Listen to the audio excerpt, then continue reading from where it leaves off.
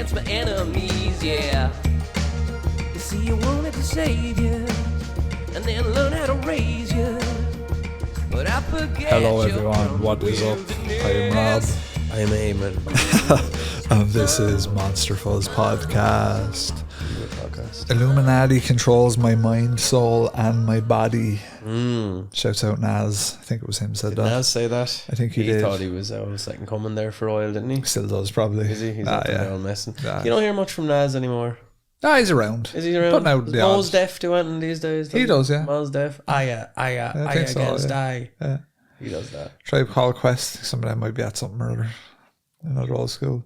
We Oh, were I thought, listening to a sorry. bit of Wyclef Jean in the car on the way down. Someone please Yeah, yeah. call 911. Yeah, good Sometimes your heart hurts so bad you just want to call Good 911. stuff.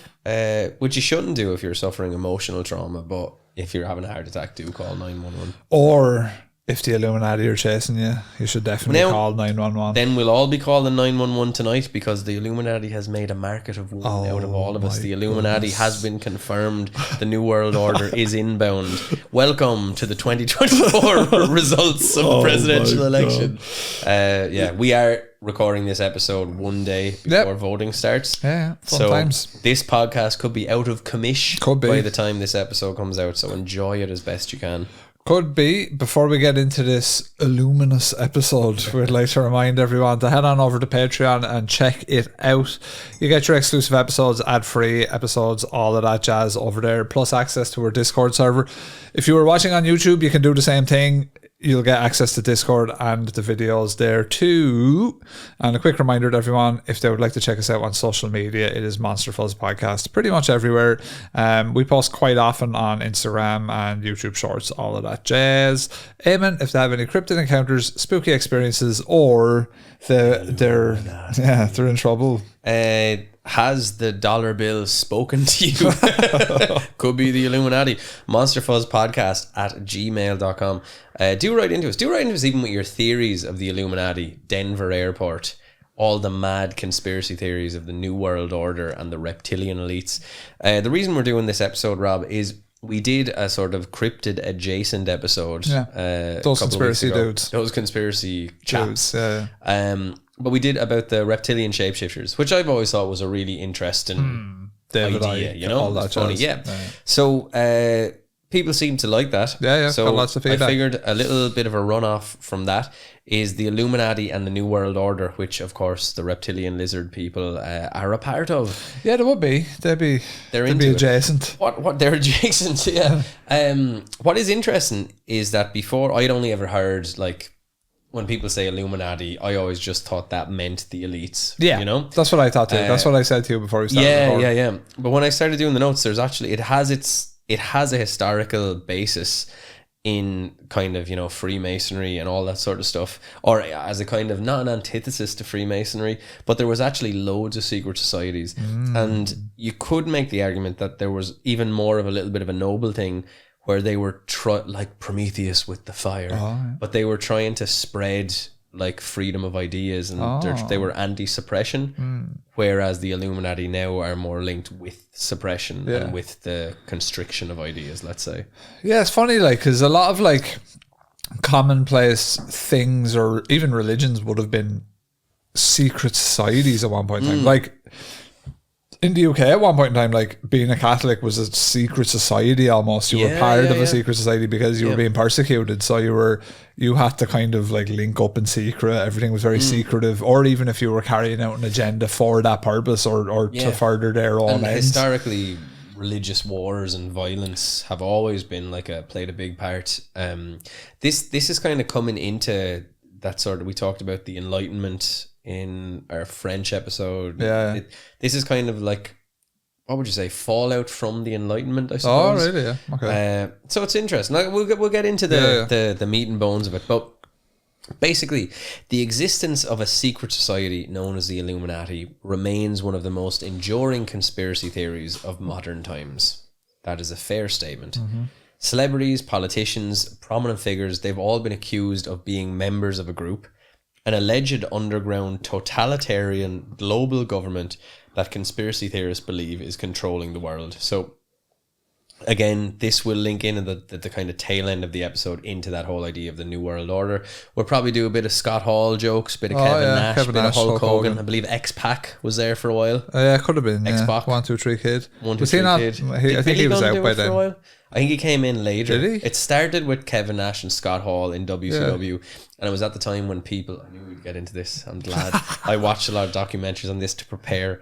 So it started at that time in wrestling where people were still like, "Is it real? Is it fake?"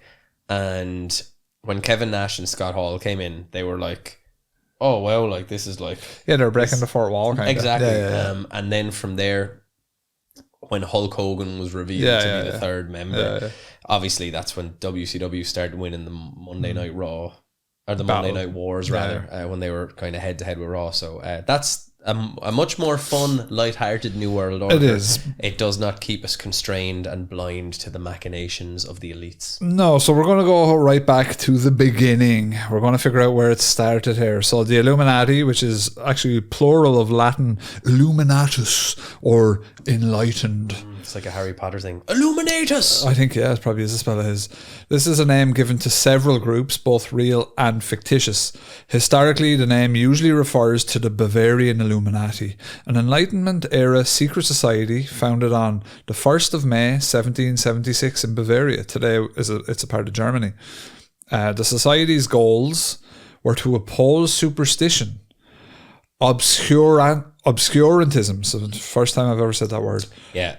Religious, so that's basically obscurantism, I suppose. They're opposing opposing what it is in the next bit because can I just guess before we read it? Give it a guess. Is it they're opposing deliberate obfuscation of the truth? I would say that's a fairly good summary of it. Yeah. Cool. So they're wanting to oppose religious influence over people's lives and abuses of the state power, which on the surface you're like, makes sense. And again, cool. it's no different to again if the Illuminati as we perceive them with conspiracy theories are real, like so many things, starts out as a noble idea and what is it? Power corrupts and total power corrupts totally. Oh, I like it. The order of the day, they wrote in their general statutes, is to put an end to the machinations of the purveyors of injustice, to control them without dominating them. The Illuminati, along with Freemasonry and other secret societies, were outlawed through edict by Charles Theodore, Elector of Bavaria, with the encouragement of the Catholic Church. It was the Catholics getting rid of it. And again, you got to remember, these are the times when the church is almost at the starting point of losing power. Yeah. And so you're getting into the separation of church and state. You're getting 1700s, exactly. You're getting into 1784. revolutions. You're getting into people being like, enough is enough. You're going from feudal and absolutist systems into where people are demanding more egalitarian, or egalitarianism, maybe. But yeah, so it's a very interesting time, and you got to remember as well in things like the Catholic Church, no one can understand the Catholic Mass because it's all in Latin. So all this, that's a relatively recent thing, you could say. Where nowadays, you've got the gospel, you're bringing people in, blah blah blah.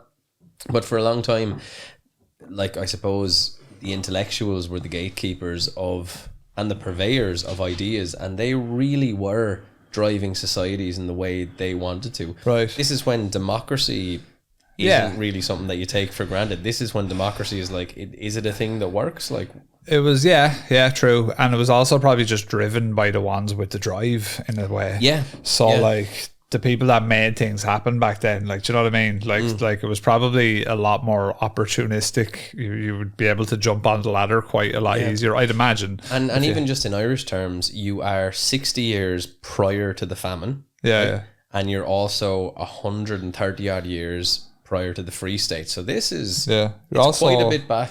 You're also quite close to a fairly famous Irish rebellion, actually, 1798. Yeah, exactly. And again, that's where you're starting to get into the ideas of oppression, suppression, rebellion, freedom, all that sort of stuff. So during subsequent years, the group was generally vilified by conservative and religious critics who claimed that the Illuminati continued underground and they actually were responsible for the French Revolution. So would you believe? Again, there's lots of, and this is what I meant when I said at the start, I thought the Illuminati was just like a cool word for, Queen Elizabeth taking off her skin. Yeah, mask same. Like, I didn't as a reptile. I didn't realize there was actual depth Very to cool it. stuff. Yeah. But to get to your point about obscurantism, obscurantism, right? We'll stick with that.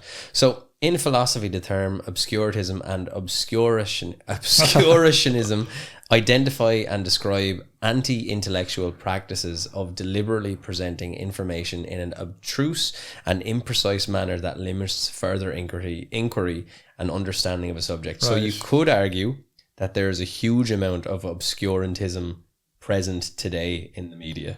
Yeah. I think that would be a relatively fair thing, where you're being shown one side of the argument, you're not getting the whole picture. And we talked about it recently as well. It's polarizing societies. You've got, I mean, even those Russian bot farms, Chinese bot, all that sort of sure. That's obscurantism gone mad, like, you know. It's just it's like muddying the waters. It's making it harder to kind of cut through and actually figure out what is what. And as a species as well as a society, while we have all this. We have all the information, and some of it is like mistruth, but we have it all at our fingertips. But the problem is we're also a society who is into fast food, who's into fast fashion, who's into quick things. So I think a lot of times people want to just make a decision based on X amount of information, and then you're very reluctant to take on a different view, even if it makes sense to you. Yeah. Do you ever like, you're in kind of an argument with someone, not an argument, but like you have a difference of opinion, and then they say something that you do agree with, but instead of being like, oh yeah, I see that point. Well, I think now we're probably better than that. We're a bit older, but certainly when I was younger, A bit contrary, like. Yeah, but you see their point and you agree with it, but you still argue against it because your whole holistic point is against. Like, you can't let that point in. Yeah, that's my friend Nolan, basically. Right. Yeah, that's basically him. Well, and that's so prevalent in people, and it's not. It's being contrary, though. It is, but it's very prevalent in politics as well. Yeah. Do you know what I mean? Like, it's hard to have a nuanced view nowadays. Yeah, so contrarianism. It's a lot of that. It's a lot of just.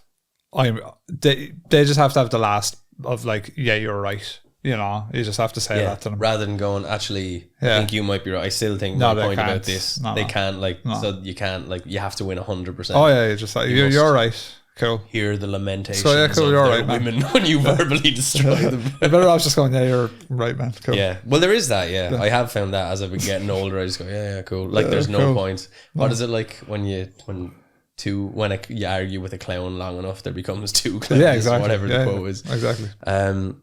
So the two historical and intellectual denotations of obscurantism are the deliberate restriction of knowledge, opposition to dissemination of knowledge, so that's all good, and deliberate obscurity, which is a style of writing which was characterized by deliberate vagueness. This will come into play a lot when we talk about UFOs. So this kind of stuff, with the kind of Congress stuff and the way it's been. Yeah, well, when you're talking about like potentially if they do know more than what we than what we know now, to be the case, yeah, then they would be deliberately being obscurantism.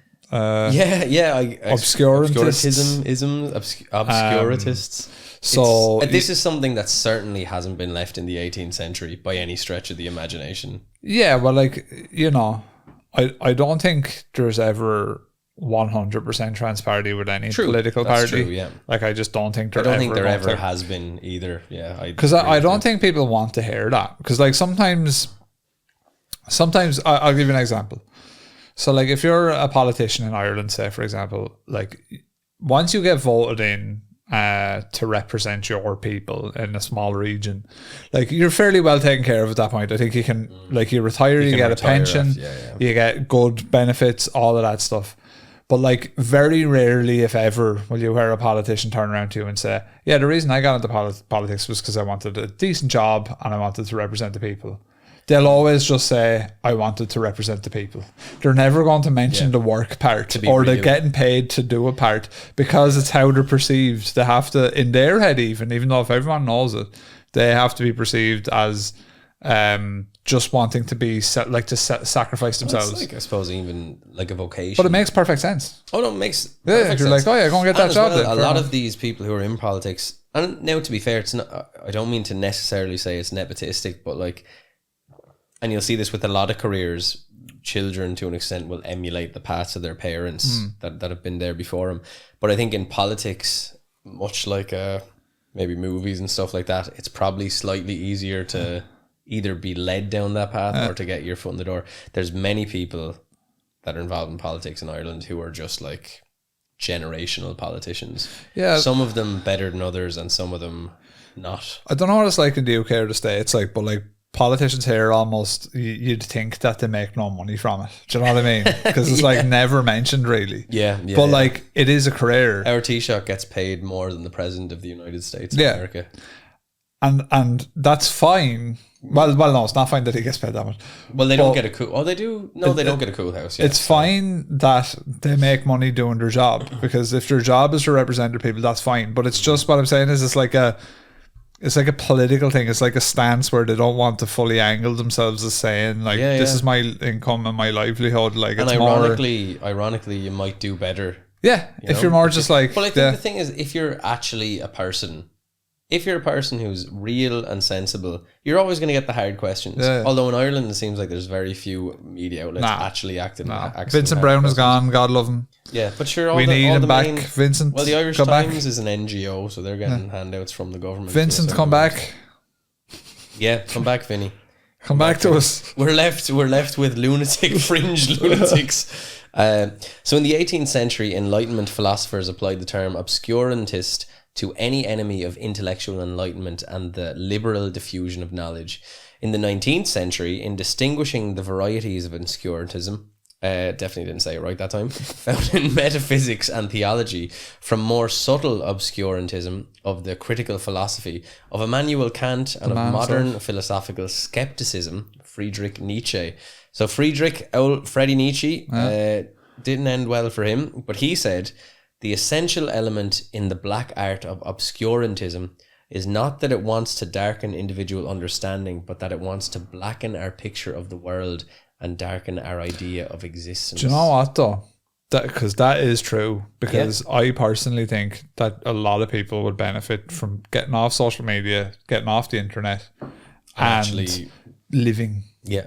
And I think that the people that are stuck consuming this shite, whether it be on YouTube, X, or any of them places, I think there are people out there who have a blackened picture of the world as a result, and I think that's super accurate. It's putting you into an echo chamber. It's just feeding you the same shit over. And it really can mess with your head. Yeah. Like what you should do, right? If your algorithm is giving you, let's just say pro right or pro left or whatever it is, start looking at stuff on the other end of the spectrum just for a little bit, even if you don't agree with it, and just start getting some like balance into your algorithm.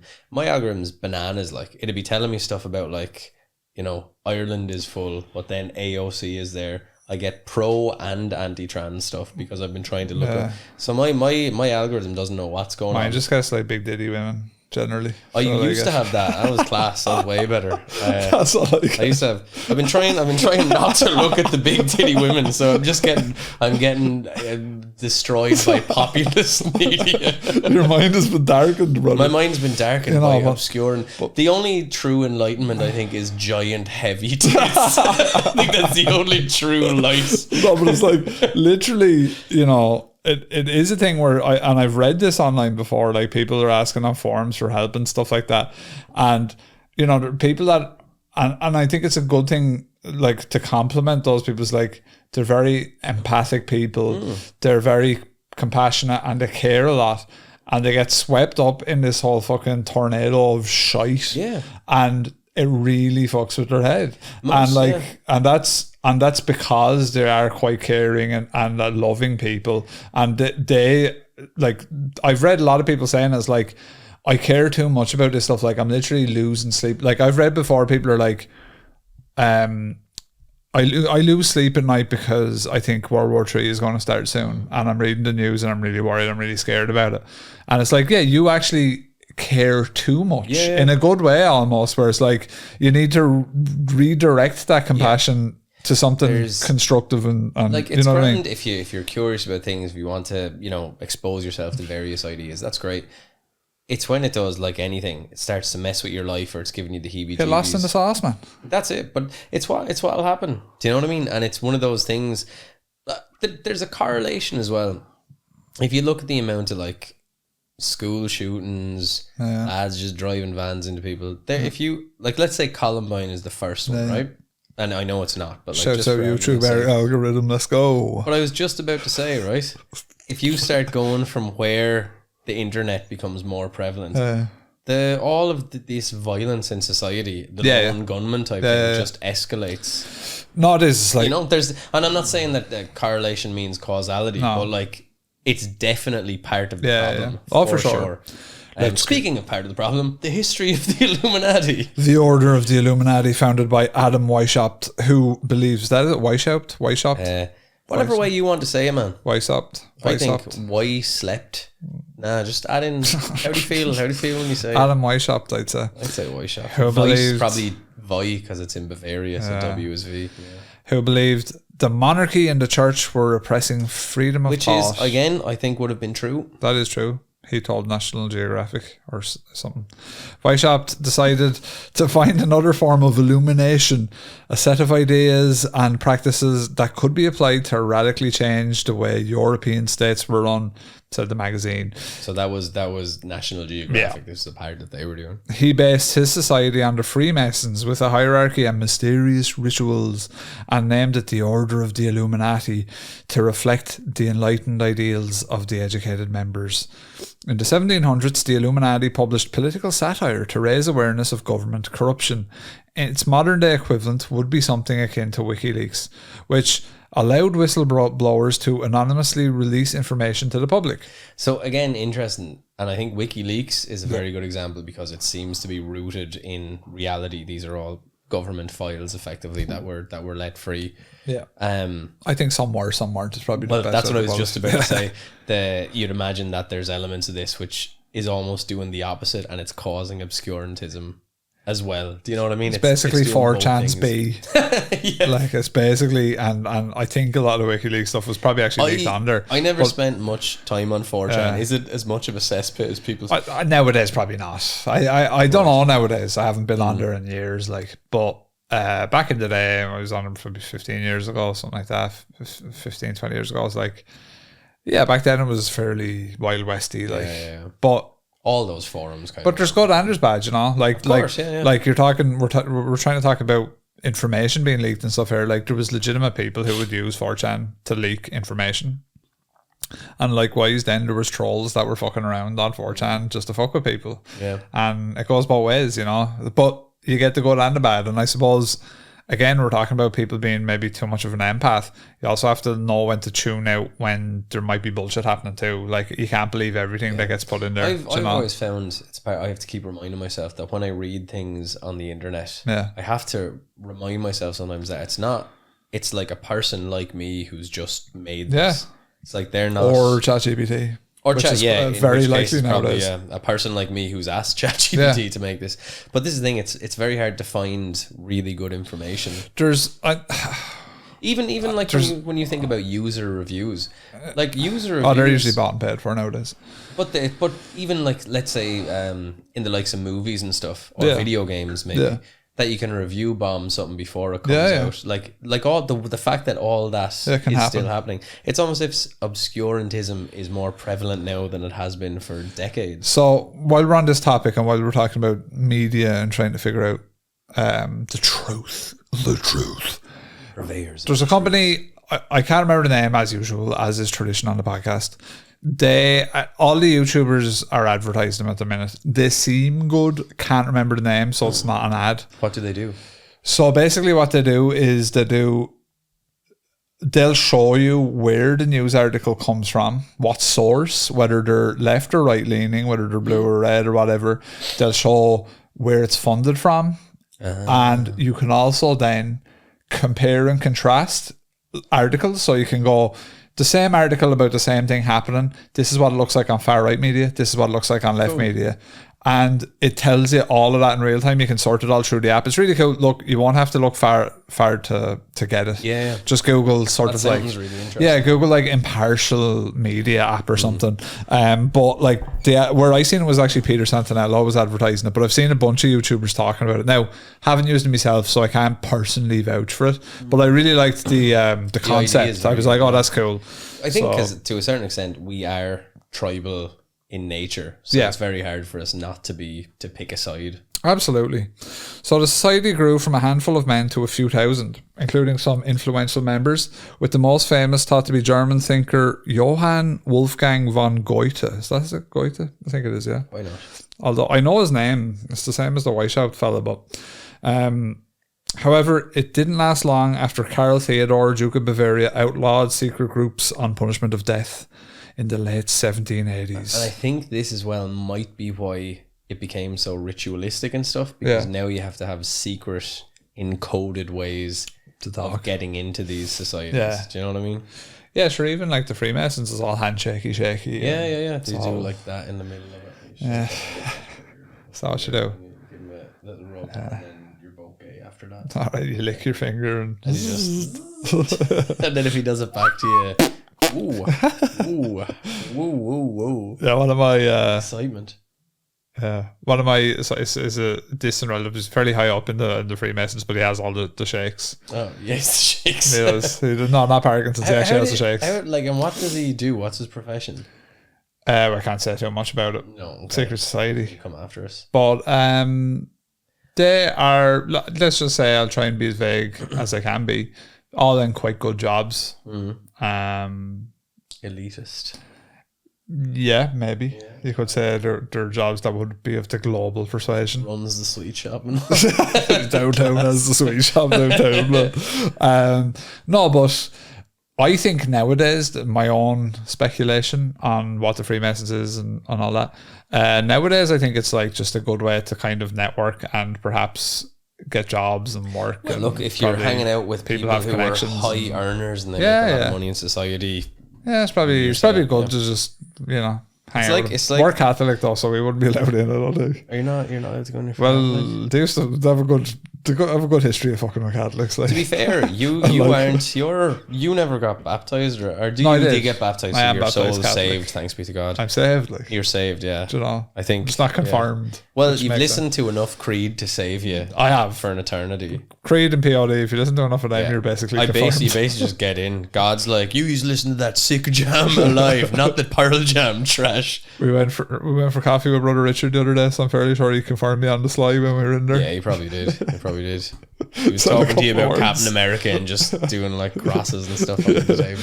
So basically, look, out of my experience, it seems like a decent little gang to be hanging around with, but who knows, you know what I mean? I think that's changed in recent years. But so most of the group's secrets were disclosed or published, and if you were to believe historians, the Illuminati disappeared without a trace, said Vox. Yet, from the moment the real life group disbanded, the myth expanded.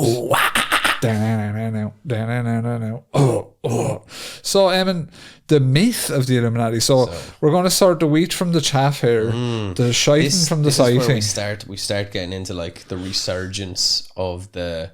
You got to remember a lot of this as well. Like X-Files, I don't have it in the notes here, but like shows like the X-Files would have been a contributor to the ideas of the Illuminati or the general tone of an Illuminati, if that makes sense. Yeah, that's true. You know? I think it was like, I think in the 90s was a good era for, and maybe the 80s, we were talking about satanic panic and stuff. Yeah. And I think maybe perhaps a lot of their rivals, like the rival political parties, perhaps at the time the parties that were leaning more left were maybe trying to sort of expose that there was a bit something behind the scenes banning all this stuff, and it was like a kind of almost like a pure. But if you're sort of anti-religion because you think that it's suppressive, maybe you would take on some of the sort of, what would you say, the representatives of satanic stuff in like the Templars with Baphomet and all that sort of stuff. Is it part of like, even though I don't think that was necessarily satanistic or anything, but it's it's a way of kind of going, well, we're against that, so we're adopting this just as the antithesis of that, but we're not actually that. When did we find out about Bohemian Grove? When did that come into the public, sort of? Well, Alex Jones and John Ronson. Yeah. But I think finding out about like Bohemian Grove and all that, you're like, what the fuck? The burning the effigy of Moloch, the owl god. Yeah, like that's super weird no matter what way you shake it. Yeah. Like, and again, when you get into these, because I think culturally, if you think about the Illuminati and nepotism and the rituals that they would have had, is that just, it's kind of like this, the way that we put up a Christmas tree. Yeah. Like no one in the 90s was like, oh, just put a load of tinsel on this glass. Like it's got its tradition in paganism and a way that we may have celebrated in the past. And so that weaves its way into current culture. So you do wonder, like, are these just people that, like, if your dad's real rich, you have a better chance of being rich. Oh, yeah. And then if your dad's a celebrity or blah, blah, blah.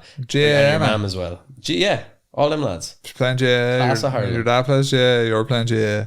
You're playing GA. GA, for our foreign listeners, is Gaelic football or hurling. It's Gaelic games, basically. But it's very much a kind of like family thing that if you're into it, like your family's into it, everyone, like, you know, you stay into GA. Like, there's lots of stuff I think we're probably into because our dads were into them. I don't think so. Maybe me, musically, I suppose. I think musically and even these weird leanings of the cryptidy type stuff. Yeah, maybe. You know, I think in some ways you take on shades of it, and then you're into Karl Marx. I love communism, and I leftist. would like, well, I'm extreme leftist. I'm my new podcast called "Rooting for Russia." it's premiering next week. But anyway, this is cool. This is kind of like the myth of the Illuminati and where it starts resurfacing in the zeitgeist, if you like. So, according to the author David Bramwell, the 1960s era of counterculture mania, LSD, and interest in Eastern philosophy is largely responsible for the group's totally unsubstantiated modern incarnation. It all began somewhere amid the summer of love and the hippie phenomenon when a small print text emerged called Principia Discordia. Oh. The book extolled an alternative belief system, Discordianism, which preached a form of anarchism and gave birth to the Discordian movement, which ultimately wished to cause civil disobedience through practical jokes and hoaxes. I am an anarchist. And even think of that culturally. What's the name of the chat group that all our listeners are in? Discord. No. Illuminati confirmed. One of the main proponents of this new ideology was a writer called Robert Anton Wilson, who wanted to bring chaos back into society by spreading misinformation through all portals, through counterculture, through the mainstream media as well.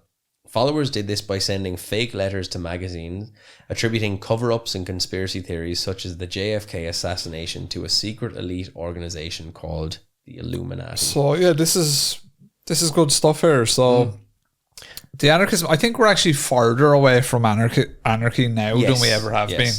I actually think nowadays we're like, oh, please put me in a box. This is what I am. I think we're I think back then, you're talking like punk movement, all that. I actually think it was way more likely that shit was about to go fucking anarchist than it is nowadays. Well, that whole, what if like LSD had taken off? Yeah. And because if you think about the amount of decisions that would have been made culturally, like the hippie movement, but even post hippie movement. If you go to like the punk movement, if you go to like London in like the late 70s, early 80s, like Thatcher fucking shit is miserable. Like there's a good movement in the youth there to just be like totally anarchist. Nowadays, the movements the youths are doing is to get fucking V-Bucks for fucking Fortnite. Going to buy fucking skins for... That could be the Illuminati might have created Fortnite to keep us passive. No, but I think the Zoomers are letting us down, man. They should go and start burning down buildings or something. I think the other thing as well is rather than being anarchistic, you're just following... It's almost anti-anarchistic because you're just following one or the other, but it's still both government. So you've nowadays, like it's just now. It's just kind of like I said. It's like please categorize me. Just give me a cat. Just give me my TV and enough food, and I'll be quiet. I promise. That's what it is. I want a category, please. tell me who I should vote for. Yeah. Like, it doesn't, like, there's A lot none of that people bite, that. like. I mean, you could make the argument that actually, as humans, we need someone like the Illuminati to puppeteer us because we're so fucking moronic. You go back to, like, the late 70s, early 80s, whenever it was, and there's, like, fuck Thatcher and the fucking saggy titties and all that. Like, them lads are, like, you wouldn't be getting that on the, you know, you wouldn't get that nowadays, like. You wouldn't know, Nowadays, I think people Zoomers are like, ooh, Kamala looks like a nice lady. Steady now, you dirt bag. But you know what I mean, like. I like to talk to Kamala in that kind of gritty sort of. What was the thing that was misogynistic to say a while ago, to accuse a woman of having fried voice or something? Oh, vocal fry. Fried voice. Yeah. Oh, Kamala kind of sounds real nasally like that. She goes down like this. She sounds real nasally. She does that. She does like the Mark Hamill Joker laugh. Yeah, I think, look, as far as people running for president, second to Tulsi Gabbard in terms of just purely based on physical looks, which is why I would vote for anyone. Which is why I'll be voting for my friend and yours, Donald Trump. He wears fake tan like no one could believe. Wow. How does he keep his eyes so wide? They're eating the cats. They're eating the dogs. I could never. Wilson went on to turn these theories into a book, the Illuminatus trilogy, which became a surprise cult success and was even made into a stage play in London, launching the careers of British actors Bill Nighy and Jim Broadbent. I thought it was Bill Nye the Science Guy, but it's not. No, it's the fella from Shaun of the Dead, the stepdad who turns into a zombie. The idea of a powerful global elite conspiring to rule the world remained a niche belief upheld by a handful of enthusiasts until the 1990s. The internet then changed all that, giving conspiracy theorists a global platform to expound their beliefs and present their evidence. God forbid. To a massive audience. God forbid. Here we are now. Yeah, it's interesting, right? I mean, nowadays, like, I think there's a lot of people who are just like, it's all fake. Everything is just some kind of like they can't believe anything anymore. Do you think that's more like, do you think that's a sign of your brain being cooked as well? If you're like, I don't believe in anything. I think if you were just living on a farm and mucking out the pigs and getting a bit of milk for yourself and all that, and you didn't have time for any of this, you'd be grand. No one, you wouldn't. Oh no, that's the thing. People have got that lost in the sauce. They've been drinking the Kool-Aid for that long that they don't realize that they can do that. It's like literally turn off your crap. Yeah, go out and do stuff. Just go out to the beach, like go and camp by a tent. Do whatever you want. Yeah, just do what you want. But like what you want is this, because you want your brain to be cooked. Yeah, all of these. You're like, tell me about the trances in the bathrooms. What? I need to be outraged. There's a child that's being allowed to poo in a litter box in primary school. What? It identifies as a dog. Like it's a cat rather. Yeah, it's one of those things, new media, because it's wired in a way to give us that dopamine. It's wired in a way to give us the hits. So it's very hard to disengage from, and it's very addictive. Yeah. And what could be better? Like, we like fighting games, right? We do. But we wouldn't like to get into an actual fight because there's dire physical consequences from that. Speak for yourself. This allows you to get into a heated debate where you can go bananas at someone without ever having to face the consequences of being in a heated debate. I like all of that though. Heated debate, for sure. And then go mad. And then go. So you want to get in a heated debate and then regret it. After. Yeah, and then regret it afterwards. This is like the stuff with none of the regret. I see you're not buying what I'm selling, King Savvy. Yeah, no, that's the way you do it. Look, yeah, where are we? This is my part, is it here? What do the Illuminati do today? Oh yeah. So today we're going to figure out why and what they're up to nowadays. You might be wondering, like, do you know? What's their favorite flavor of Tato? Is it Walmart? Is it Amazon? Who is the Illuminati? It's both. Turns out Yeah. Despite its dubious heritage, it was actually remains- Poundland all was along. Poundland. It was Dales. Poundland. which is Dales over here, yeah. It remains one of the most widely punted conspiracy theories to this day.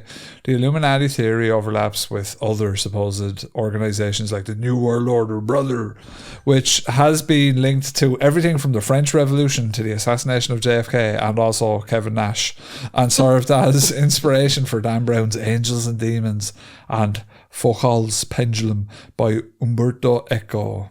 Bit of Dan Brown, class man, Eddie. He actually put a lot of that Illuminati thinking into that the got very zeitgeist. popular, yeah, Just for it was popular as shit, by. Was that more popular than I think? Jeez, that was popular as shit. It was. No, it was like It was, yeah, at the time. everyone fucking lapped Yeah. that shit up. I never actually read it or watched you the not? movie, no. Some bastard, bro. No, I just... To go and read Dan Brown shit out. I'm gonna go read Dan What's that Brown. about you fucking trying Does to tell Dan Brown me? release anything anymore? Trying to tell me you're smart and you haven't read Dan Brown? Well, like, I'm not that smart, obviously, if I hadn't read Dan Brown. Going on about, no, I read Nietzsche now. Have you I read don't- Angels and I don't Demons? read Nietzsche. Beyond Good and Evil, I've read by Nietzsche, but like... There you go. Yeah, but like, yeah, that would be hilarious to say to an actual like know, yeah. philosopher. But sure, did you read Dan But Brown? sure, they You don't should know read what you're Dan talking Brown. about. But sure, if they haven't read Dan Brown, what have Sure, they how read? could you trust anyone who's trying to give knowledge to you if they haven't read Dan Brown? It's like trying to tell me you haven't listened to fucking, you know, Sergeant Peppers or something. Do you know what I mean? If you haven't listened, you know, what do you know? Dan Brown, the Sergeant Peppers of books. What you know? This just in. What could you know? Da Vinci Code. Did you read Angels and Demons? I read all, What happens I read in all it? of his books. Are there angels and demons in Angels No. and Demons? What comes after Angels and Demons? Da Vinci Code. Oh, I thought Da Vinci Code was first. No. So it's... But Da Vinci Code came first for the movie with Tom Hanks. Yeah. And then Angels and Demons was the prequel to Da Vinci Yeah, Code. maybe Is they that did right? it that way. I don't know. It was Silas the Digital Fortress. Digital Fortress, I actually read a bit of on the Jacks once. I just read a few pages of it. Good book. It was cool because I was like... the Deception machines. Point. Deception Point. I think it was called Deception Point. What are you laughing about? It's Because good name. are all his books like the ending of Metal Gear Solid 2, Sons of Liberty? There should be more like that, but no. The no, Deception. the one? No, Deception. Digital You like Deception Point's class? There's a lot of lads being deceived No, by the obscure alien meteorite, life found in the Antarctica. Is What that the one does where it the all Pope mean? shoots himself in the head? No, it's probably Angels and Demons or something. Oh, is that why the Pope shoot himself? I in don't the think Dan Brown would have the Pope shoot himself in the head. Someone shot themselves in the head. No. And I don't know who it was, but I'm You pretty... need to read more Dan Brown, basically. To be gonna honest, read you some Dan can't Brown. properly consider yourself an avid reader No. until you've read Dan And I Brown. wouldn't because I've never read it. Let me just see what was Dan Brown's latest He's book. no, he puts out books. Oh yeah, he puts out books like I fucking put out fires. Yeah, no, he does. Yeah. I don't put out many fires. Dan Brown, Prolific. Dan Brown, 60 years old, official Dan Is that Brown all he is? Fair website. play to him. Secrets, Dateline. Oh, that was a TV show. Yeah, yeah. He's- Dan Brown, Inferno. That was a popular Dan Brown one. Everything The is Last popular Symbol. when it's Dan Brown. Turn that frown upside Dan Brown. Dan Brown's Dan the man. Brown. Listen, anyway, I'm going to read on. You fucking Go on, find out about go Dan on. Brown. I've had enough of Dan Brown anyway. So all of these conspiracies share the root belief that there is a cabal of elites working behind the scenes to orchestrate global events, and they want to enslave the global populace. Which, yeah, Dan Brown has told us all about. If you've read Dan Brown, you know more than Eamon. Congratulations. I've never read Dan Brown. The reason that Eamon needed to do Illuminati notes was because he hasn't read Dan Brown. Yeah, I was When like, he told me- what is going on in the world? When he told me, oh, we're doing Illuminati, I was like, oh, Dan Brown books. Yeah, I've read all them. You're just, I I everything actually about know that. everything about the Illuminati because I've ingested Dan Brown's books. Yeah. Conspiracy theorists often analyze public events for evidence of Illuminati influence. Bahamut titties in fucking Rihanna videos, for example, or Megan Thee Stallions would be popular with the kids nowadays. She have Baphomet titties and all. Oh yeah, Satanic panic. Baphomet fucking booties all on her back. Big Baphomet hips. I don't know what I want to watch out back. Stop. The symbols most associated with the Illuminati include pentagrams, goats, the all-seeing triangle, such as I'm one. seeing eye in a triangle. Oh yeah, the all-seeing triangle. It is Dan Yeah, Brown. the powerful polygon. Dan Brown. That's wrote Dan it. Brown's next book. It's the new called The book. Powerful Polygon. The all-seeing triangle. The all-seeing triangle. Yeah, that's Gordo's logo. is The Perceptive all-seeing triangle. So yeah, all-seeing triangle, goats, and that's on banknotes, and and the number 666. Demon 667, the neighbor of the beach. 555, Slipknot song. No, it's not. Heretic Anthem is a Slipknot song with that lyric. Yeah, 555 is what you dial before ringing the free number in America, isn't it? Is it? Dial 555. I thought 555 Dan was Brown. the neighbour of the beast, isn't it? Is that what you call it? 667 is the neighbor No, of it's the not. beast. Yeah, because he lives beside No, it's not. I think it is 555. Is it? I think so. Google That's the 555 nah. meaning. And they're Dan Google it Brown. up. You're reading Dan Brown on your No, I'm ebook. trying to read these notes and make sure you're not going too far down the well. Go under now. Skippy, find Rob. He's lost in the well. 666 hair under now. I'm going to find it now There after we for go your now. fucking Look cheek. at now. We're trying to do stuff on the Illuminati. Yeah. Dan Is Brown. 555 not adjacent? I don't know. Well, now There's you're nothing in my about to notes find about out. 555. And Well, Dan sure, Brown that hasn't don't say released a much. You book haven't in read a Dan years. Brown book. You're trying to talk Dan about Illuminati. Dan Brown. Dan Brown. I'll be going home to bed just thoughts. Dan Brown. I think I actually have Angels and Demons. 555 is an angelic number, Yeah. you big bastard. So there's nothing to do. Sure, So 666. Sure, the demon's the devil. A sign that a an person's angel. adventurous spirit and curiosity Sure, Lucifer's will an lead angel. to positive change. It's a fallen angel. He's an angel all the time. Fell. So just because he He fell, don't mean he's not an defied angel. our Lord. Right. Anyway. So there's been claims about American founding fathers being in the Illuminati. Thomas Jefferson, of course, was one of them in the aftermath of the War of Independence. TJ boy.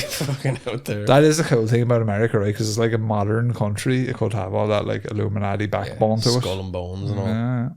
Current US President Joe Budden fanned the flames of the conspiracy in 2022. He's former president at the time of this. When he referred, or no, he's probably still current. When he referred to the coming new world order in the wake of the Ukraine crisis, The Independent reported that it was clear that he was referring to the shifting sands of geopolitical relations. However, this didn't stop social media lighting up with outlandish interpretations. So, Rob, who is in the Illuminati? Well, You tell me there now. in keeping with the times, Yeah. the latest focus of the Illuminati watchers is the son of the music mogul Sean Diddy Combs, Oh, who no. was recently accused of SA and S trafficking. ST he's and well- SA. He's well trained as the salmon on a Yo, SA. professional Yo, podcast. SA, what you doing, man? Professional podcaster. That's me, legendary broadcaster. A photo of his son King Combs wearing sweatpants printed with an Illuminati logo has raised the eyebrows of many conspiracy theories like this. Interesting. Over the years, numerous pop culture icons have been accused of having links to the Illuminati, from Beyonce to Jay-Z to Rihanna. What did I tell you? I know you did. You said all this, and they're all getting sweaty under the collar, I'd imagine, because of all the P Diddy parties. They all feature in Dan Brown books, probably. Probably New Rihanna. ones. Rihanna's the protagonist of a 555 Dan Brown. We've got at least 20 more years of Dan Brown books, which is great. Yeah, I don't think he's released any for Has he not? several years. Dan. Yeah. Let's go, brother. Dan. It's time.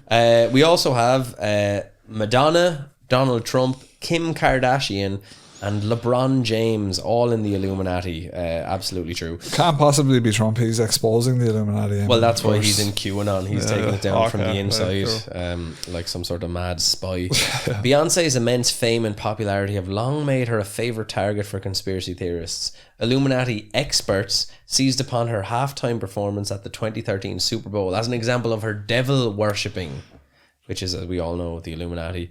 Choreography, and they've accused her onstage alter ego, Sasha Fierce, of being a demonic entity.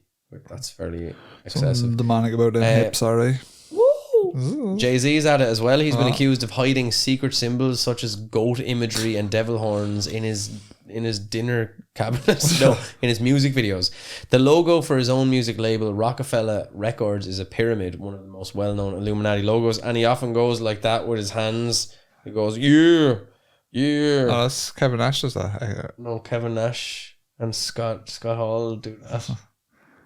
I don't know. They do that.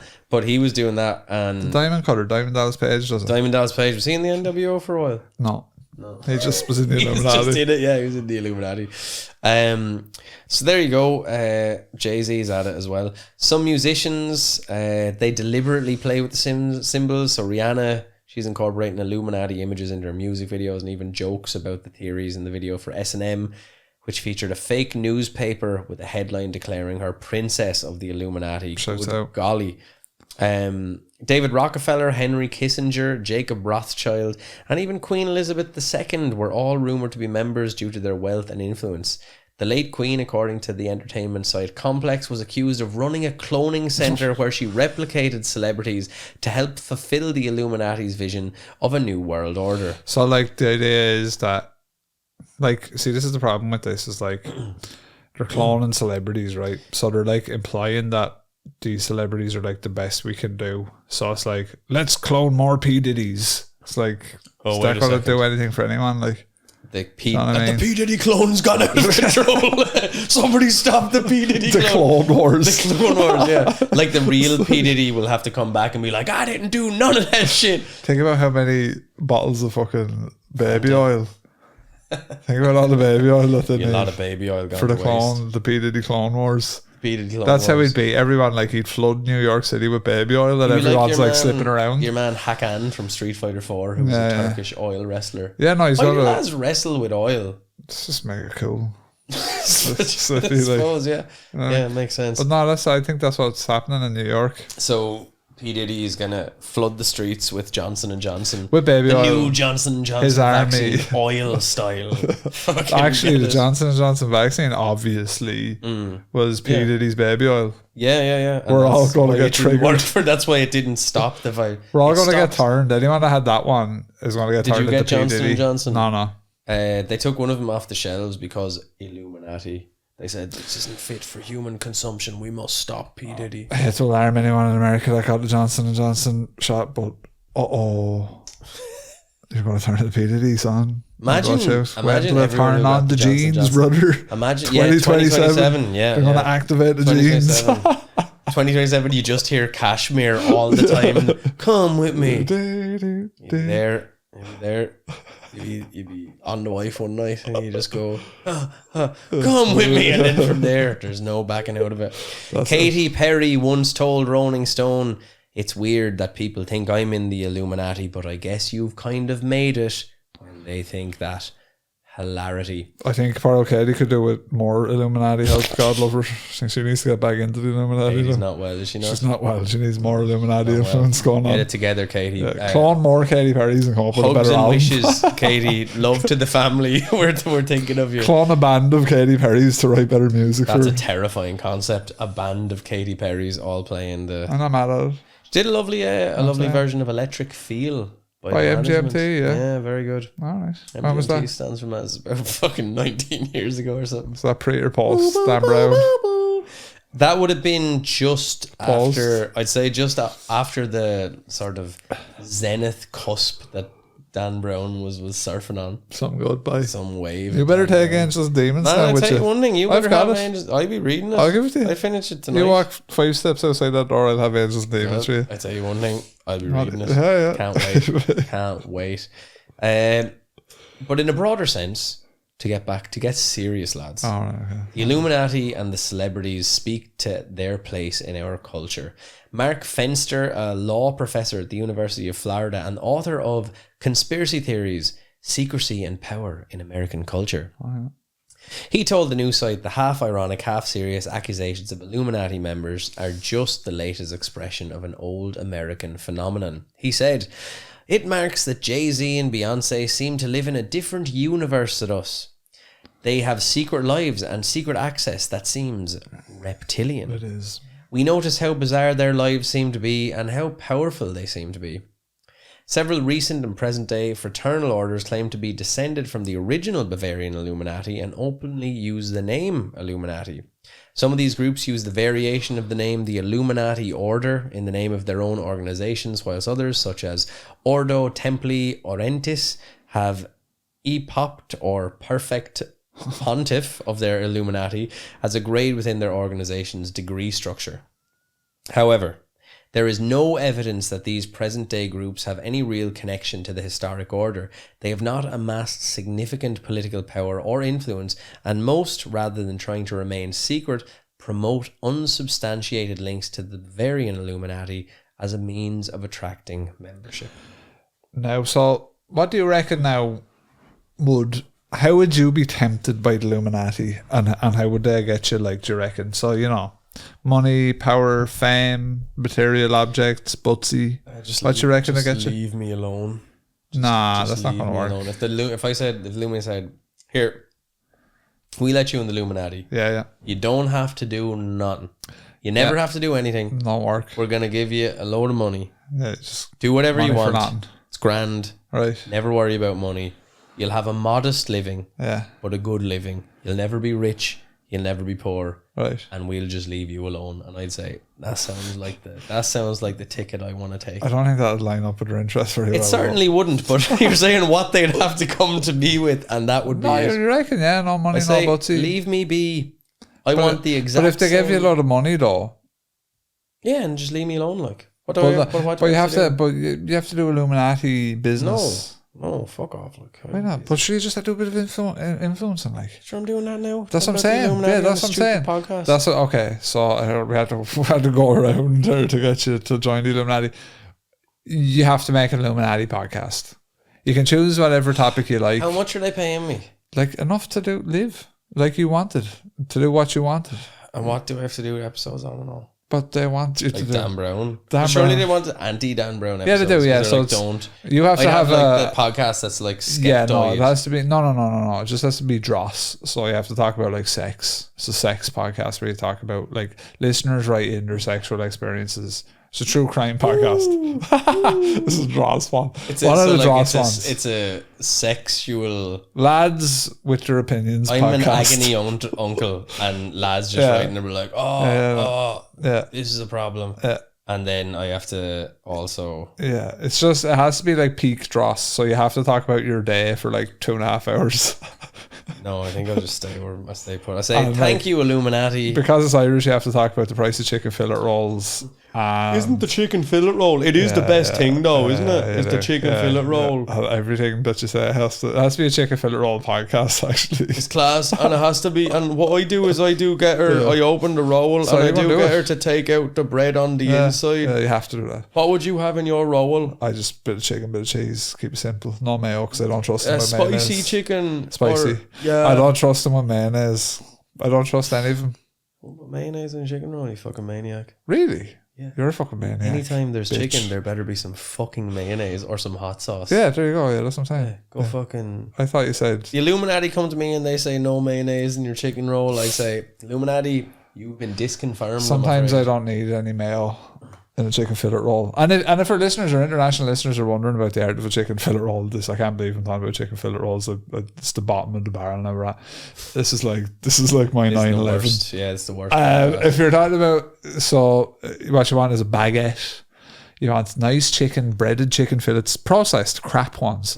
Sliced them. You get a lovely KFC breast and just cut it up into pieces.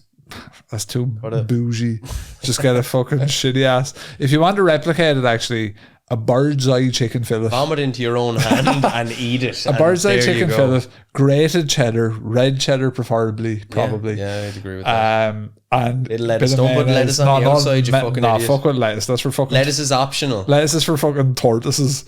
You know what I mean? That shit. Eat the lettuce, you find your head in a fucking 6-can ring. Just those 3 things. Oh no, sorry. Good bit of butter. Has to be fucking Irish butter. You need a good bit of butter. There you go. Good bit of butter. What you think would tempt me then? Chicken fillet roll. Drink a tempt you. The Illuminati is what. If you want my opinion, I reckon if the Illuminati were like, you can drink a bottle of whiskey a night. Sure, guilt free. I can do that. No, but guilt free. The guilt is what's going to kill me. Like, I'm not worried about that. They're like guilt free. But I'm not. I don't feel guilty. I'd say Illuminati. I've never felt guilty about drinking whiskey alone by myself. Like what are you on about, you maniacs? So the Illuminati have a fucking tough day with me, man. Do you reckon? I don't eat what they're selling. I'm not buying it. If they say we won't spread some sort of massive lie about you that turns into a social pariah, then I go, spread whatever you want, man. I don't know. You better spread your arse cheeks while I give you a good kicking. I think you're being disingenuous. What would you? Retro video games. No. Buy them. No.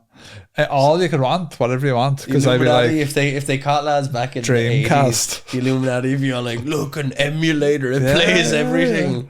Yeah, if they were like Dreamcast. I'd be like, yeah, maybe actually. Dreamcast before Sonic We Adventure will give 2. we'll give you a retro video game loot box every week. Yeah, Be like, a loot t-shirt box. that you don't know what the picture will be cool. every week for That sounds- 12 that months sounds to good. join the Illuminati.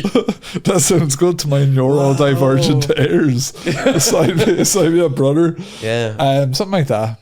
yeah, a loot box. Loot box. Loot box. Just be, they'd be like, they'd be offering you riches. You'd be like, no. Loot box, They'd be man. like, what about a shoe box? Then you don't know what's inside it. We can give you 10 grand a week or a loot box where you might get 10 grand a week. I'd have the loot box. Loot box. What are the chance? They'd be like 20% chance Loot for box, class. loot box. I'm getting maybe 10 grand in a month or for every 5 weeks. That is a new world order, a world order of loot boxes. But you might be wondering about the other new world order, the one that controls the world. Let's find out its history. The NWOM is a term Music. used in several conspiracy theories which hypothesize a secretly emerging totalitarian world government.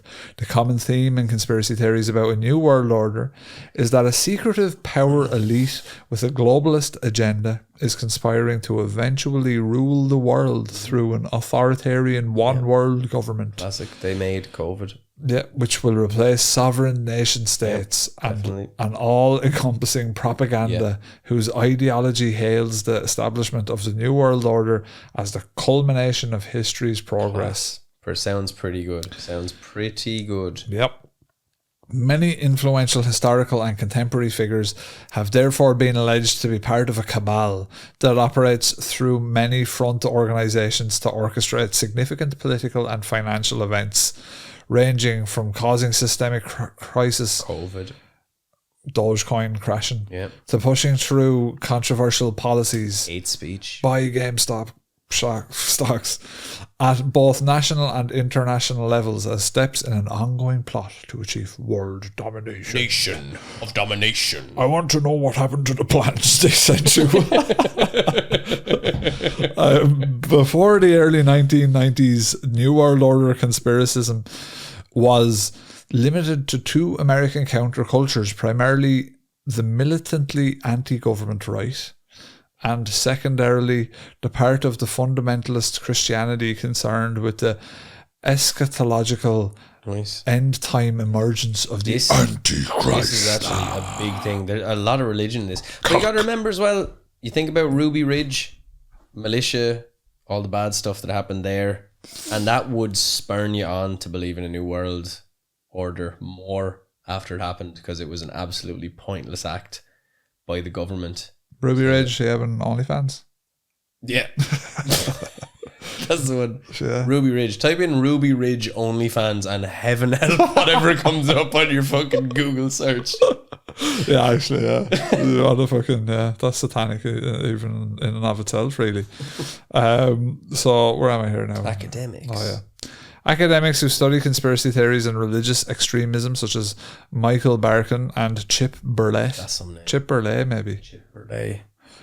Observed the right-wing populism conspiracy theories about a new world order not only had been embraced by many seekers of stigmatized knowledge, but also had seeped into popular culture, thereby fueling a surge of interest and participation in survivalism and paramilitarism, as many people actively prepare for apocalyptic and millenarian scenarios. That was the good old days, huh? Halcyon days. Yeah, they were the days when, like, the new world, where it all seemed possible. This is 12 years before the possible end of the world, all that stuff. Yeah, I mean, John Cusack was in a movie about it. He was. That Class. didn't stand up to the test of time, really, did it? Does anything. Dan Brown. Terminator 2 and Dan Brown. Terminator 2 is so good. Terminator 2 stands up to the test of time. I was thinking about Terminator there the other day and just went, fair play, lads. When do you think we're going to get to a time where they just start with sorry, it's already happened, I suppose, but when do you think they're just going to sort of hard remake the likes of Terminator 2? I think they tried to do it with Dark Fury, did they? Like, they kind of tried to sort of, because they're flirting with it at the minute. See, they have a thing now where they're sort of remake, reboots, sequels. Yeah. Requel. Is that what they call it? So, like, sometimes they'll make a remake, but it's really just lining up. I suppose like how Alien Romulus was like had a lot of elements of the original, but I was new wondering elements. about that the other day. I've been wondering about Alien Romulus. You better not wonder too hard now. Well, I've been reading a lot of Dan Brown, and it's got me thinking to. It will do. It does do that need to you. to read subtextually. It's into peak things. fiction. I was just thinking, do you think that because the parts that we didn't like about Alien Yeah. are the parts that were probably a bit too performative in terms of like trying to appeal to the original. Yeah. Like it seems like it's every Alien movie mashed together. Yeah. And I was going like, I wonder how much of it was just the producers forcing that. Oh, a lot of it, I'd say. Because Fede Alvarez or whatever his name is like, when you watch Evil Dead, he hits the beats. Yeah.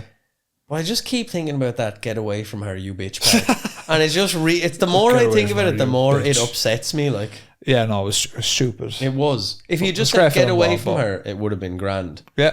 But Just some left it there. producer was like, "But how are they gonna know about aliens?" Yeah. Though? It's like, we don't want to be appealed to anymore. We're boomers. yeah, we want to read new Dan Like, we're Brown. not young and cool. Like, we don't want to be appealed to. We want people our age to make cool shit for a new generation to We experience. want the Illuminati to offer us 3 hot meals a day, like a mug of tea whenever And a we loot want, box. and just a roof over our heads, loot and we'll box do with it. Dreamcast Sorry, games. a loot box with no Dreamcast though. A Dreamcast that turns itself off every 20 minutes, like I have, and just games that you can never complete. It's like a Shenmue. Sisyphistic pushing of the rock of Shenmue, Panzer Shenmue. Dragoon. Panzer I Dragoon. think it was Soul Calibur. Soul Calibur would be there. What else did they class, have? man. Crazy Taxi. Crazy Taxi. Sonic Adventure Jesus, 1 and stop, 2. Sure, would you stop, man? Mother The amount of of God. stuff you can't even imagine. Sure. Dreamcast loot box. Marvel vs. Capcom. Marvel Oh, vs. just SNK. stop with it. Third Strike. The lot. Arcade. Perfect. Big Third system. Strike. Dreamcast loot boxes for me. So these political scientists warned that mass hysteria over the NWO conspiracy theories could eventually have devastating effects on American political life. I actually believe this is happening already. Yeah, I was just about to say. Ranging from escalating lone wolf terrorism, Had a bit of that. we have, to the rise to power of authoritarian ultra-nationalist demagogues. Would argue that we're on the roller coaster to there. Make ultra-nationalism great again. Since the 19th century, many apocalyptic millennial Christian eschatologists, starting with John Nelson Darby, have predicted a globalist conspiracy. You see, when I said eschatologist there, I mean, you were going, he reads so good. And I'm going to tell you, Probably heard that. you ruined me joke. Yeah, it sorry was about that. because I read Dan Definitely Brown. wasn't telegraphed. Yeah, it was very It's good. because I read Dan What's he- Brown. which author would Yeah, he yeah, yeah. reference at this part? Now, your bullshit Nietzsche crap, you wouldn't be able to read that. Well, Nietzsche went mad and kind of killed himself, I believe. So, do you know, Dan He Brown did what? didn't do that. Nietzsche went mad. And Sorry, he unalived himself. exactly, that's more like it. Kind of unalived himself. Yeah. See, Dan Brown now would use deleted oneself in his vernacular. Like Digital Fortress, that's what He you do in a would, digital, yeah, you delete yourself. Yeah. That's a Deftones song as well, is it? Digital Fortress. Digital Bath, I Oh, believe. right. Sorry. It should have been a Deftones song. Yeah. Would have been better. It's like a cross between Would have been better. Pinback and Deftones, which would be a good Class, man. good LCD. So, anyway, rude. Since the 19th century, many apocalyptic millennial Christian eschatologists, I'll say it again, started with John Nelson Darby, have predicted a globalist conspiracy to impose tyrannical New World Order governing structures as the fulfillment of prophecies about the end of the times in the Bible, specifically the book of Ezekiel. Shouts out Zeke.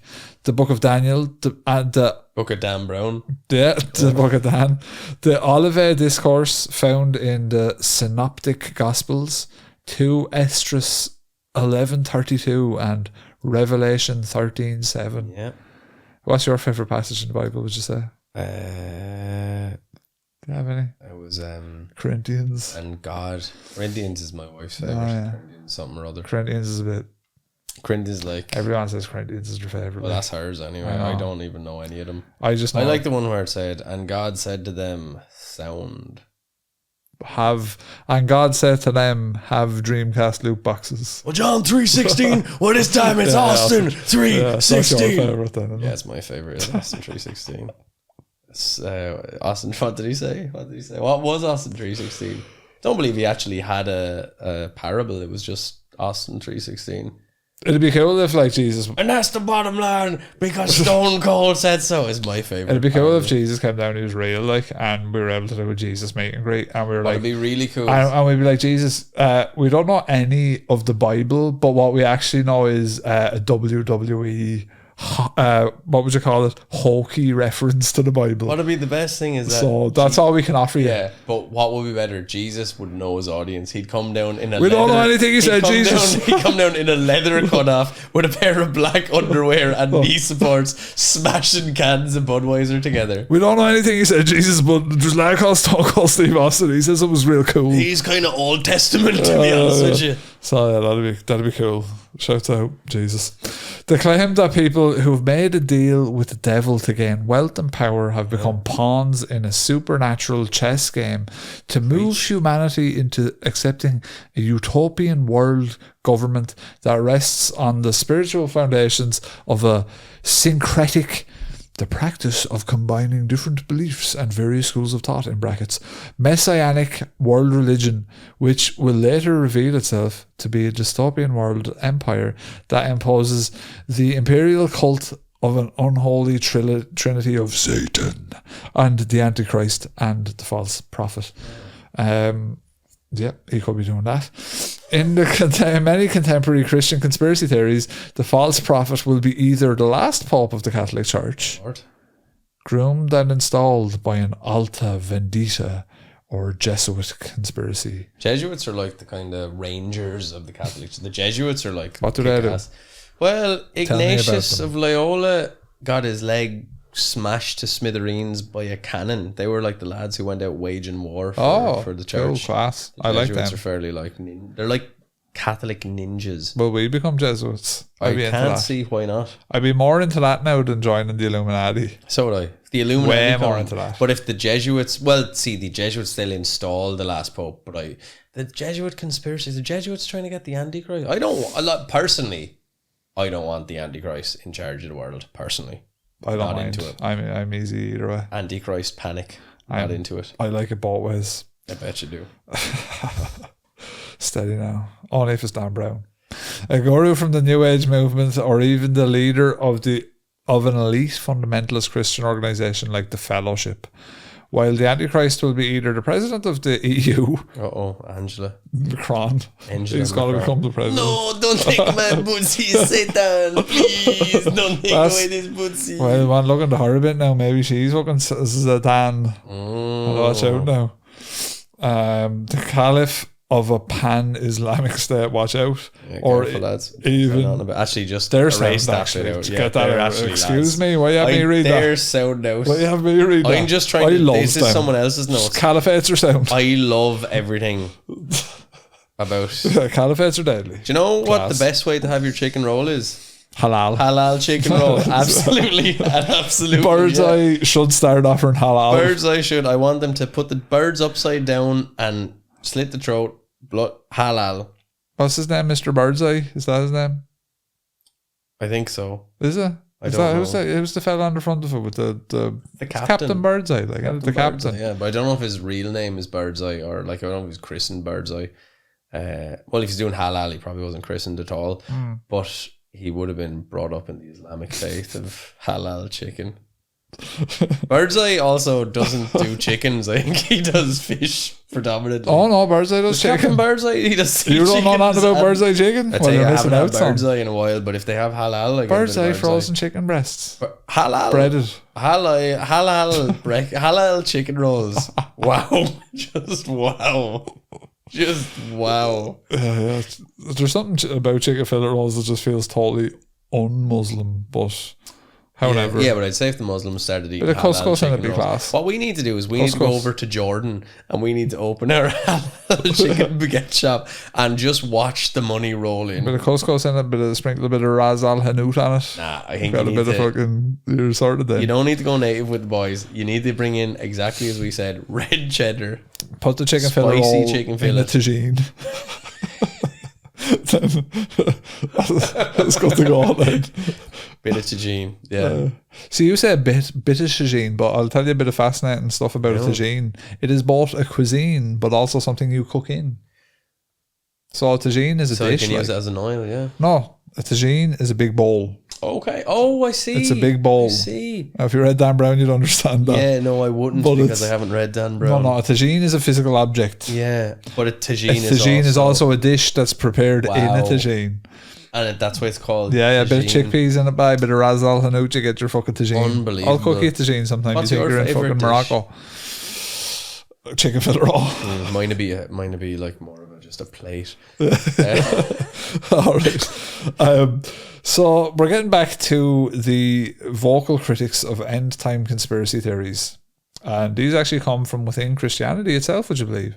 In 1993, historian Bruce Barron wrote a stern rebuke of apocalyptic Christian conspiracism in the Christian Research Journal when reviewing Robertson's 1991 book, The NWO.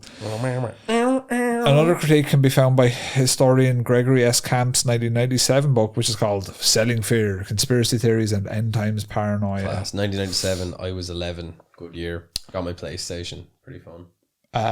Yeah, it is like end times paranoia is a bit like kind of like health anxiety, isn't it? Because health anxiety, Nothing you can do. But yeah, here it is. health anxiety is like you're going to die, and it's like, yeah, it is true, you will die someday.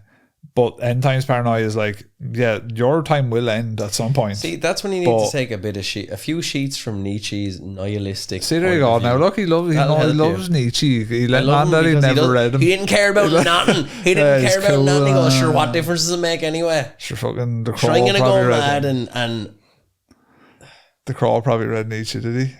if he read anything, no. yeah, the crow, Yeah. the crow would be into that sort of stuff. Fucking gloomy old prick. Yeah. The Cure would be a Robert Smith. She loves all I don't that. think he'd be reading Nietzsche though. It's hard to read, man. You don't understand what you're reading. You have Yeah, to I you have think to I get one of tried them it. books where it tells you what Nietzsche's Yeah. saying for dumb people like me. No, I think I did try and read it one time, and I was like, yeah, beyond me. Back to I'll- Dan Brown. yeah. Oh well, I gave it my best shot.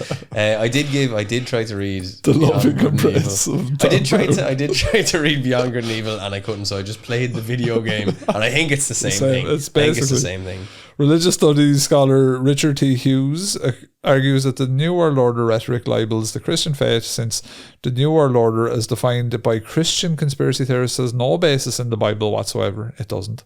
Furthermore, he argues that not only is the idea unbiblical, it is positively anti-biblical and fundamentally anti-Christian, because by misinterpreting key passages in the book of Revelation, it turns a comforting message about the coming kingdom of God into one of fear. That wouldn't be like people to misinterpret religious texts at all.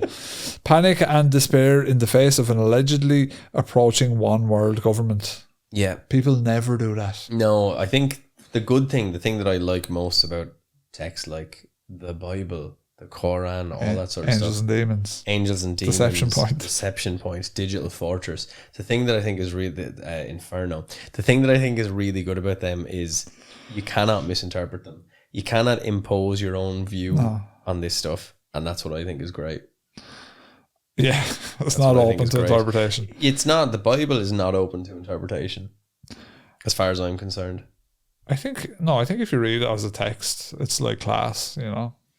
But What I love about it is there's so many pages. It's like all the DLC is just in the.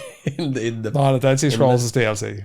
Well, the Dead Sea Scrolls, as we DLC. talked to with brother Richard, who gave us a really good rundown of that. Yeah. Actually, the fact he was like, well, it's not that they're just omitting things. It's like they have to have some sort of basis in history to be included, which makes perfect sense. Otherwise, this podcast, many millennia from now, when they find the audio files out in space coasting through the cosmos, and they say these must have been the oligarchs of Earth who gave a weekly broadcast to their subjects so that they would know about the history of mankind and the trajectory it was on. And like it becomes a yearly tradition to gift people Dreamcast games. Yeah, and they'd be like, I cannot find any more Echo the Dolphin, so what are we going to do? They clearly wanted Dreamcast games. These were some Imagine kind Sega released a new console. of class. Oh, man. Don't think the world is ready for it. I think Sega, they're out there doing God's work. There's two big things that could come soon. One is Sega releasing a console. That's cool. The other is the And next, another Soul Calibur. Imagine that. Soul Calibur 7 would be 7. class. Yeah. Do you know Ivy, PS5, PS5, PS5? Yeah. PS4 Pro, PS5 Pro. Who's the best? Who You had to variable refresh rate. Scan line. What's the yoke where they're tan lines? What is it? Yeah. Scan lines and tan lines. I was always more of a tacky man than an ivy man. Yeah, I like tacky. I like tacky, alright. Yeah. Or red onesie. Or crack, yeah. That got me up in the morning. Bit of Mitsurugi though, you know. Mitsurugi was lethal. Valdo and his big sex crime. Valdo's Are a you bit... allowed to say sex crime? No. Are you allowed to say crime of passion? Yeah.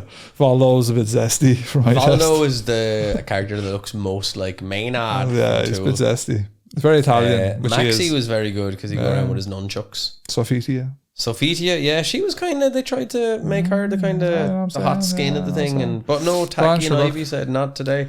You've one more paragraph there, I think.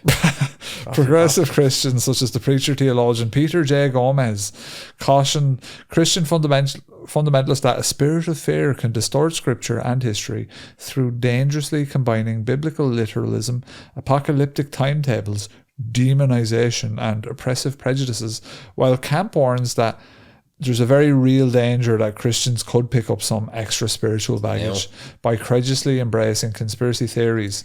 They therefore call on Christians who indulge in conspiracism to repent and change their ways, or read Angels and Demons or Dan Brown, Da Vinci Code, which are historical texts at this point. Which might do the opposite of what they've asked there, but still, it's a worthy endeavour. I think Dan Brown really just should add Angels and Demons to the end of the Bible. Dan Brown. Just as like a kind of a sequel. Dan Brown. It's a long old episode, this one. Is it? That's your fault. Well, I did, because I like the people deserve. Yeah, we've got it here. Now, as usual, we're trying to get through it, but we start getting giddy talking about like the alien, like the people sending Dreamcast packages.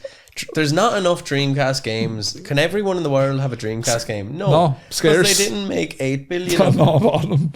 And no one bought them, and it was a commercial failure. It was a big problem for Sega, to be honest. If we're being real, Sega did not do well. Memory cards and controllers. Do you remember when we used to send each other pictures of things with spirals on them and just say Dreamcast. Sega are making cartons, Dreamcast. Sega are making fuselades for fucking planes. We're talking about really obscure stuff that no one is getting right now. But like, check out UK Resistance. Shouts out. Oh wow, no one's. Is that still going? No, it got took down years ago. Shouts out Gary Cutlack. I love when he had that thing about, my favourite memory of that is when he has the creator sounding about Fuji Naka, and he said, I wonder will Fuji Naka be able to get to the right floor when he goes into the elevator, because the buttons do different things and they aren't like his game Sonic where the button all does the same thing. You're dying. I haven't thought about that in so many years. That's a good website though. No, literally no one knows what we're talking about. It's like an obscure. Gary Cutlack was like a legend. It was actually one of those things where when he got out of video game journalism, I was legitimately bummered. I was like, this is the worst thing ever. He was so bitter about Sega going under that he launched an anti-PlayStation campaign, and I was all on for it at the time as well. And it was just so funny because he was just like constantly writing these really witty British journalistic articles. Funny. And he went off and lived off the grid or something. Oh yeah, basically, I think he just went, but classic, just like the Dreamcast. Literally. I must find to see if there's archives of it, but if anyone's in any way interested in that kind of thing, it's very funny, very good stuff. His articles were UK Resistance. I remember we just sit reading. It was so wholesome, like early 2000 vibes. We would read entire articles of Gary Cutlack. I almost knew that dude's posting schedule. Like, you check his blog every day. How fucking, when would you check people's blogs anymore? Madness. Yeah. Now we have too much butsy now and we can't concentrate on Sega. So we're going to finish up with the aliens, but not all the buttons do the same thing like his game. Brilliant. We'll finish on the aliens, lads, and then he's going to all go home, right? Since the late 1970s, extraterrestrials from other habitable planets or parallel dimensions, such as the Greys, and interterrestrials from the hollow earth, such as the reptilians, have been included in the New World Order conspiracy in more or less dominant roles, as in the theories put forward by American writers Stan Deyo and Milton William Cooper, and British writer David Icke, who was featured heavily in last week's episode. So go back and listen to it. The common theme in these conspiracy theories is that aliens have been among us for decades, centuries, or millennia, That's a big difference in time, but sure, who's to know? Since a government cover-up enforced by the mysterious Men in Black has shielded the public from knowledge of a secret alien invasion. Motivated by speciesism and imperialism, these aliens have been and are secretly manipulating developments and changes in human society to more efficiently control and exploit human beings like you and me. In some theories, alien infiltrators have shapeshifted into human form and move freely throughout human society, even to the point of taking control of command positions in government, corporate, and religious institutions, and are now in the final stages of their plan to take over the world. This is all featured heavily in our last week's episode, the reptilian shapeshifter conspiracy. Another majestic episode. Yeah. Speaking of majestic, the mythical covert government agency of the United States, codename Majestic 12 or Maj 12, is often imagined being the shadow government which collaborates with the alien occupation and permits alien abductions in exchange for assistance in the development and testing of military flying saucers at Area 51. True. Those who adhere to the psychosocial hypothesis for unidentified flying objects argue that the convergence of New World Order conspiracy theory and UFO conspiracy theory is a product of not only the era's widespread mistrust of governments and the popularity of the extraterrestrial hypothesis for UFOs, but of the far right and ufologists joining forces. Forces. We've gone for an hour and a half, so yeah, it's starting to happen now. Watch out for the forges. No, don't. Yeah, well, digital forges. So, the only positive side to this development is that if conspirators plotting to rule the world are believed to be aliens, traditional human scapegoats like Freemasons, geez, it's all gone bad. Freemasons, Illuminati, and Jewish people. Watch out. Anti-Semitism. They will be downgraded or exonerated because it was the aliens all along. So, Rob, that concludes the notes this evening.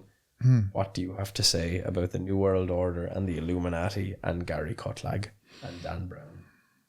I was reading about this book has the Beast of Gévaudan in it and everything. Like this was like this. That was the werewolf thing in Paris, in France. Like in France, yeah. This book, and it's bizarre. For our listeners only, I'm reading the Spine-Chilling Book of Monsters, which inspired this podcast many moons ago. 30 years ago. Amazing. So, what do I think about all this, Eamon? I'll tell you now, I'll be serious with you. Be serious with me. I'm going to look up Gary Kotlag while you're doing that. Figure out what's going on with him. I personally think that, yes, there are systems within our societies that operate in ways that we do not understand or know. Do I think it's a world thing? No. Do I think it's some regions intertwined? Absolutely.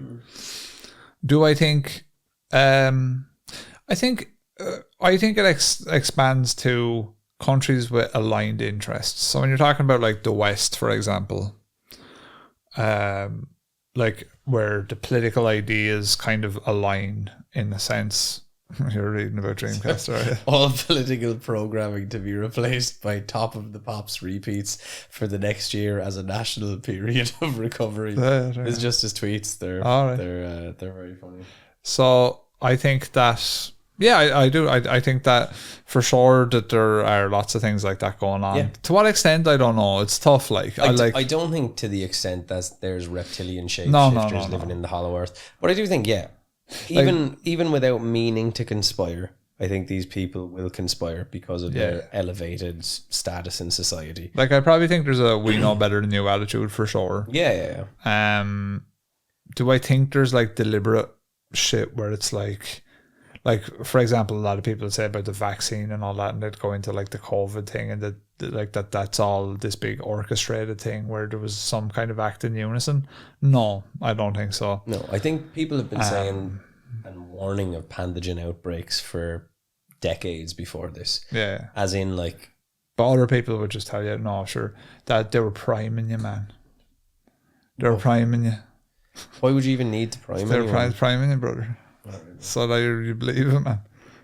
You're more gullible than you see. Do you think that a lot of those people who like, because that was the thing, if you sit down with a really hard-headed conspiracy theorist, have done, yeah, and you just keep asking why, and eventually it has to get down to like interdimensional Yeah. shapeshifters and all that sort of. Now I believe in metaphysical Bigfoot. Yeah. I don't think he's part of the NWO though. No. Because that was Hulk Scott Hogan Hall. and Scott Hall and Diesel. So Kevin Nash. Kevin At Nash. the time.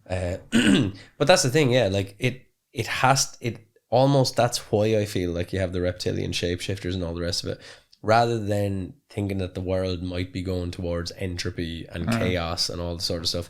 You look for some sort of an order in it, and some people would say that it's actually a comforting thing I think so. to believe in these things. I Yeah, think so. because it creates a bit of a narrative. Yeah. Whereas the reality is probably that we don't. The reality, much like Nietzsche would have said about good and evil, is that sure nothing matters. Who cares? Yeah.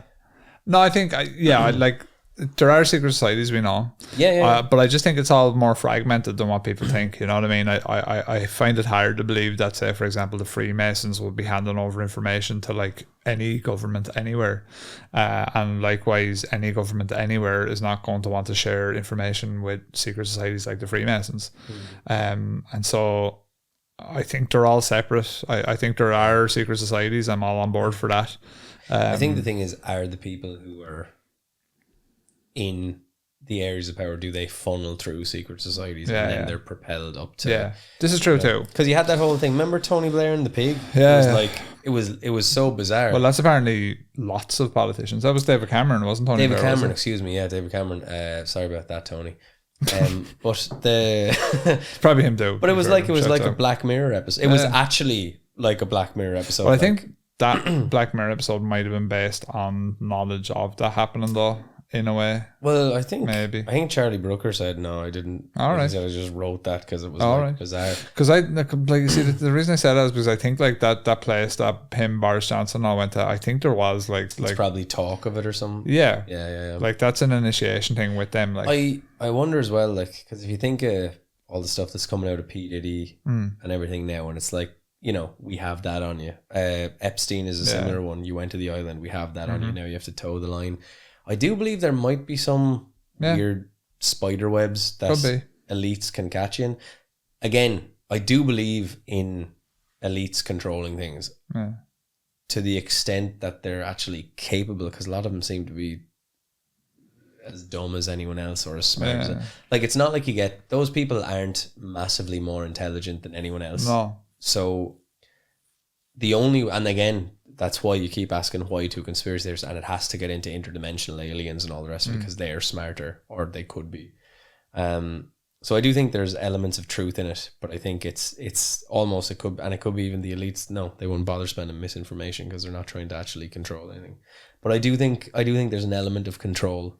Not that they're not trying to control anything. I do think they would be self-serving. Yeah. Go in their own interests, and in that way, like the discrepancy and the disparity between a minimum wage job and a CEO. Back in like the 1950s, it was like generally the head of an organization would get 3 times the wage of someone on the bottom, which kind of makes sense in an equitable kind of a way.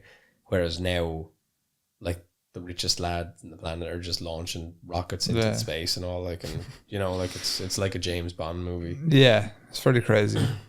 I think we'll leave it there though. Yeah, you've had a good fill now today. Yeah. Long old podcast. Dan Brown. Yeah, we'll leave it there. Hope you enjoy, guys. Look, it was something a little bit different. But yeah, it's a fun topic, so we said we'd do it. We're quite loose and fast about what we cover. So if you've enjoyed it, let us know. If you've enjoyed a different kind of discourse and talk about Dan Brown and stuff, let us know. Let us know what your favourite Dan Brown book is, and your favourite Dreamcast book. All the D's. Dreamcast game. Yeah, whatever your Dreamcast favourite book, did I say? Yeah. I'm gone full tired now. He's gone wrecked. I'm gone wrecked now. I've been Rob. I've been aiming. This has been Master Buzz over there. Dan Brown.